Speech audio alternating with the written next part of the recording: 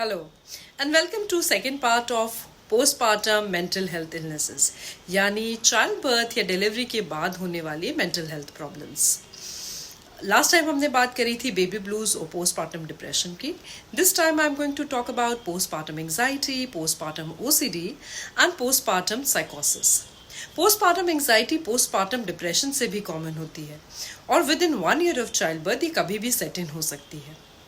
Symptoms mild से severe हो सकते हैं। 10 से 4 से 5 लेडीज पोस्टपार्टम एंजाइटी से अफेक्ट हो सकती हैं। सो इसको कैसे आइडेंटिफाई करते हैं? एक कांस्टेंट फीलिंग बनी रहती है टेंशन की, डर की, जिसका रीज़न क्लियर नहीं होता।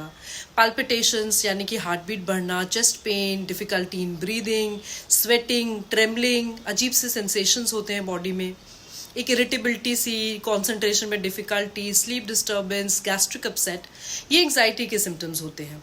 जब ये माइल्ड होते हैं तो हम इनको लाइफस्टाइल मॉडिफिकेशंस और थेरेपी से ठीक कर सकते हैं, बट अगर ये सिवियर हो जाते हैं तो हमको इनको मेडिकेशन से ठीक करना होता है। The second one is postpartum OCD, मतलब पोस्टपार्टम ऑब्सेसिव कंपल्सिव डिसऑर्डर, जिसमें ऑब्सेशंस होते हैं, मतलब रेपिटेटिव इंट्रूसिव थॉट्स। एक ही तरह का विचार या एक ही विचार बार बार आता है जिसको कंट्रोल करने में दिक्कत होती है पेशेंट को, और उसकी वजह से एंग्जाइटी होती है क्योंकि ये डिस्ट्रेसफुल थॉट होते हैं, जैसे कि बच्चे की सेफ्टी को लेके बट मदर्स के मन में एक ख्याल आ सकता है कि हम बच्चे को हार्म कर सकते हैं, या बच्चे की क्लिनलीनेस को लेके। और इन ऑब्सेशंस की वजह से मदर्स कुछ बिहेवियर करती हैं जिनको हम कंपल्शंस कहते हैं, जैसे कि जिन मदर्स को क्लिनलीनेस का होता है वो बार बार बॉटल क्लीन करते हैं, बेबी के क्लोथ्स बदलते हैं। जिन मदर्स को सेफ्टी का होता है वो बच्चे को रात में उनके रिपीटेडली चेक करती हैं या कांस्टेंट प्रेयर्स बोलती रहती हैं उसकी सेफ्टी के लिए।